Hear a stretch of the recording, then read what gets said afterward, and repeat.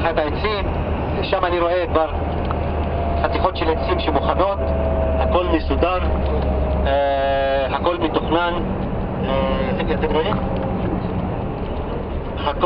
הכל ירוק, הרבה מים זורמים מסלובניה, אמרנו אתמול 26,000 קילומטר של נהרות בסלובניה, יש בסלובניה 7,500 מעיינות, רבותיי, 7,500 מעיינות, זה אומר שבסלובניה לא צריך להתקלח בזוגות כדי לחסוך, מה שביקשו בישראל בזמנו כשרפול היה שר החקלאות, אם אתם זוכרים, והייתה שנה שכונה, אז הוא ביקש להתקלח בזוגות ולחסוך במים. בסלובניה הם לא צריכים להתקלח בזוגות כדי לחסוך.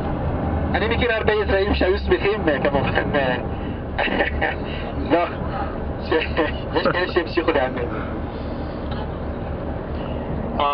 מסביב עכשיו בדרך, וגם כשנהיה במקומות אחרים כאן, אתם תראו מסביב הרבה הרים. האלפים כאן הם אזור עצום,